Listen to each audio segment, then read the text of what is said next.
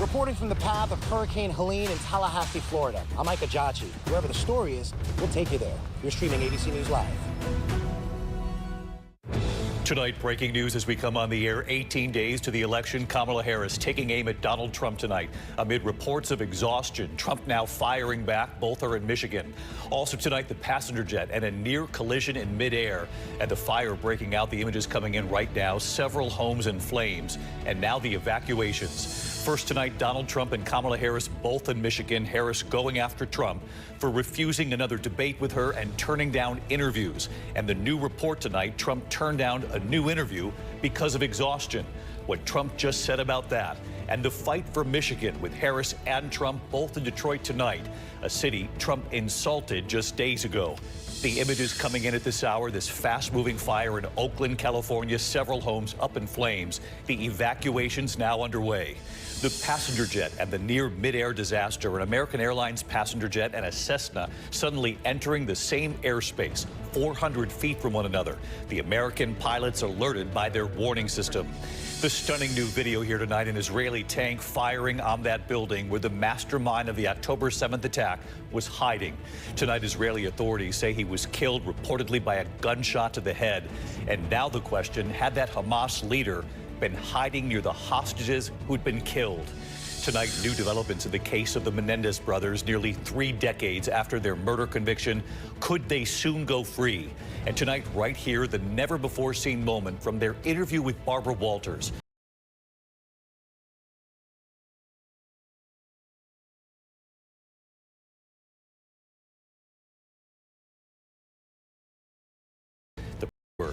Tonight, we're tracking a massive blackout across Cuba after the electric grid goes down, plunging the island nation into the dark.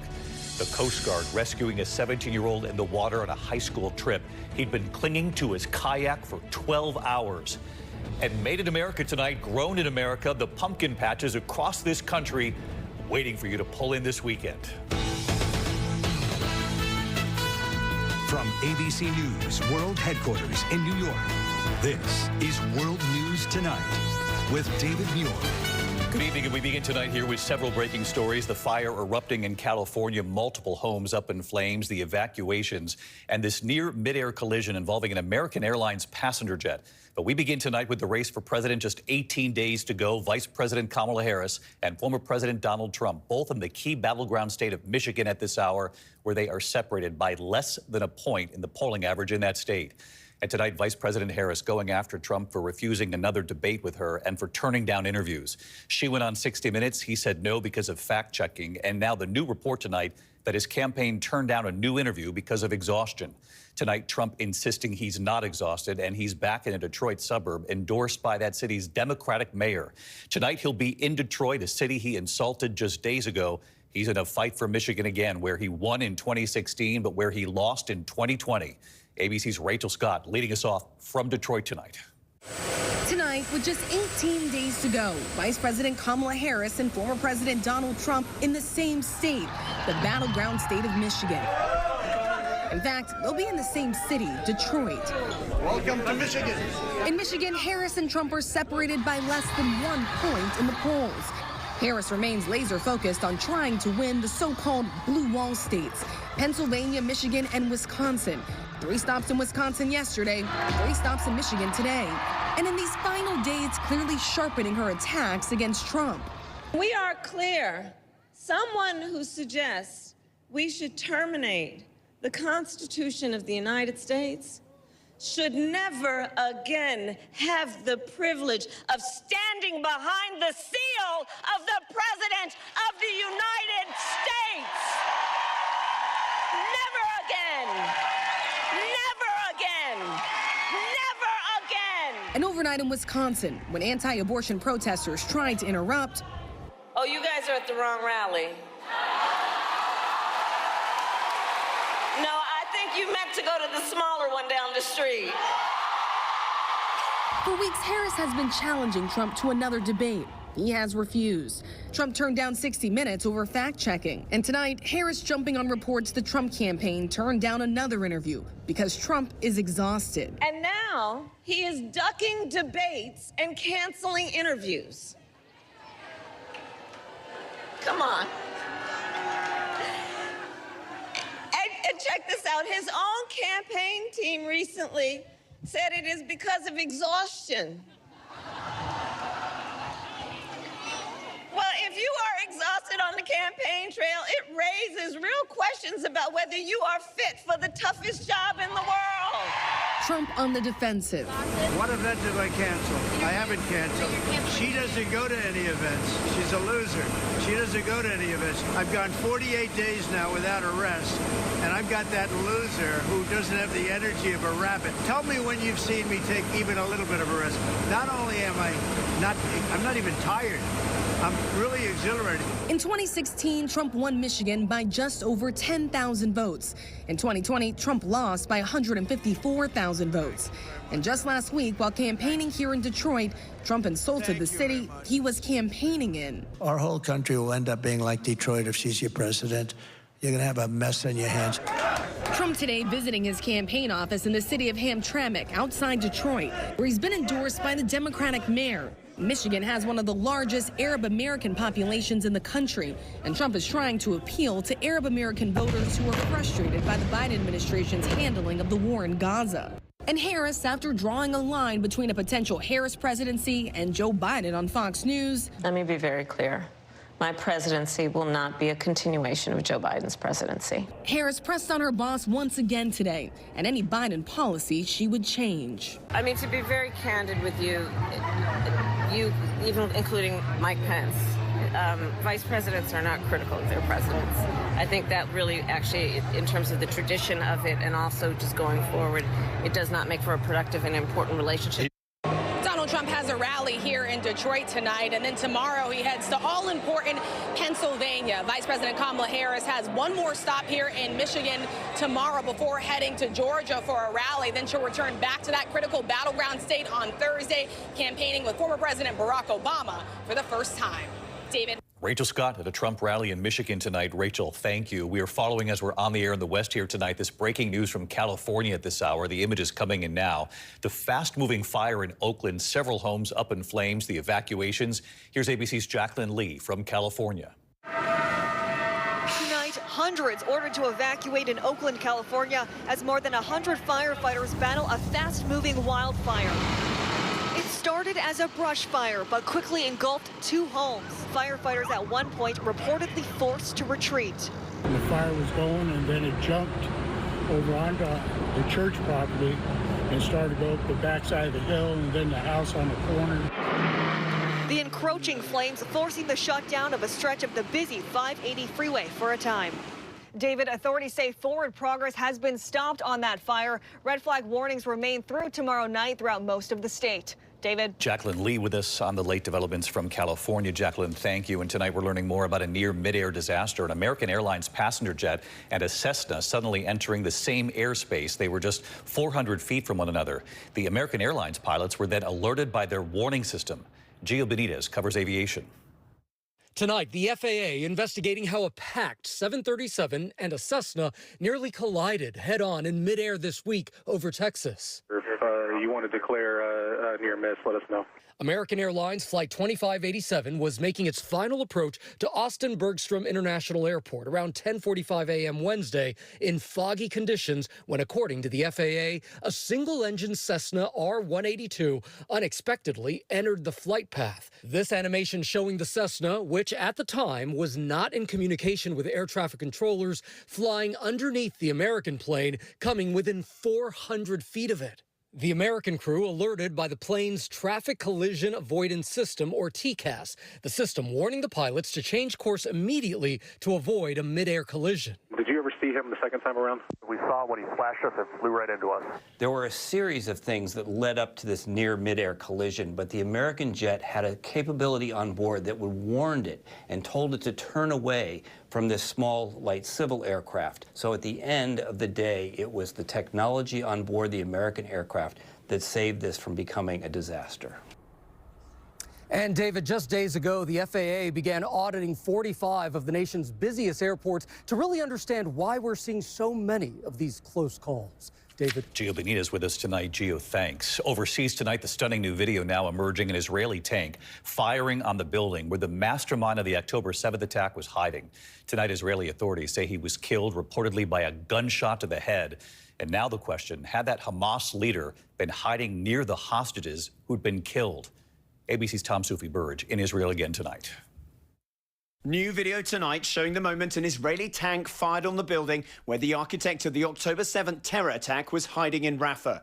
This grisly image showing Yahya Sinwar's body in the rubble. An autopsy now revealing he was killed by a gunshot to the head, according to the New York Times, not far from the tunnel where the bodies of 6 hostages, including American Hersh Goldberg Polin, were found executed by Hamas in August. And tonight, questions on whether Sinwar had been hiding near those hostages who were killed. Israel saying Sinwar's DNA was also found in that same tunnel network. Israeli reservists finding Yahya Sinwar by accident, taking him out after a fierce gun battle in Gaza. Moments earlier, an Israeli military drone had captured the Hamas leader's final minutes alive, sitting in that chair, face covered and badly wounded by gunfire. Hamas today confirming Sinwar is dead, saying he was defiant to the end, throwing a stick at the drone. And Hamas doubling down, insisting the fight will continue and vowing no hostages will be released until Israel withdraws from Gaza. At this hour, Hamas still holding at least 97 hostages, including 7 Americans, inside Gaza. I'm doing everything I can. I just want Keith back so badly. Aviva Siegel and her husband, Keith, an American, both kidnapped by Hamas. Aviva released in November. Tonight, fearing the worst. I'm scared that maybe they will torture them or even just kill them. But President Biden today cautiously optimistic after meeting with allies in Europe. Do you think there's a road to peace there? It's going to be harder, it's going to be difficult, but we're all on the same page. And David, Sinwar's death comes as Israel still weighs a retaliatory strike on Iran, which could come at any moment. President Biden saying he is in the loop on what Israel's planning and when an attack on Iran is expected to come. David? Tom Sufi-Burge with us here again tonight. Thanks, Tom. Back here in the U.S. into the case that disturbed the nation, the murder of 2 young girls while they were hiking on a trail in Indiana. More than 7 years later now, the suspect now on trial, and prosecutors say one of those young girls took video with her phone before she was killed. A warning tonight, the details of this case are disturbing. Alex Perez in Delphi, Indiana tonight. Tonight, more than 7 years after 2 young girls were killed while hiking in Delphi, Indiana, the trial of the men accused in their murders now underway. For the first time, prosecutors describing the gruesome scene, telling jurors they will see the crime scene and that there was blood everywhere and the girls' throats had been cut. 13-year-old Abby Williams and her friend, 14-year-old Libby German, disappeared after that hike on the Menonhai Bridge Trail. Their bodies discovered Valentine's Day 2017. In court, prosecutors saying that after the teens crossed that bridge, they noticed a man behind them. At 2:13 p.m., Libby recording on her phone, capturing this video allegedly showing the suspect. The man, investigators say, pulling out a gun and ordering the girls down the hill, heard in this chilling audio. But the defense raising questions about DNA evidence and arguing cell phone records show Allen had left the area by 2:15 p.m. On the witness stand today, Libby's family describing the search for the girls and the heartbreak after learning they had been killed. I saw the coroner's van driving by, and that's when I realized they weren't alive, her grandmother said. And David, the jury will be sequestered for this trial. The judge has ruled that more than 60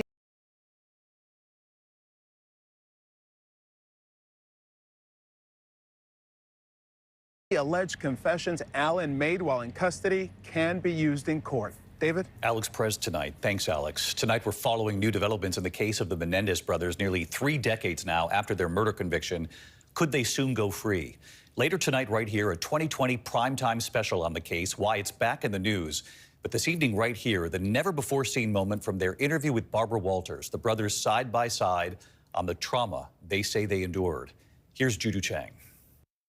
After 35 years behind bars, the notorious Menendez brothers are just days away from learning if prosecutors will recommend a resentencing for the shotgun murders of their parents in their Beverly Hills mansion. Lyle and Eric were failed by the very people who should have protected them.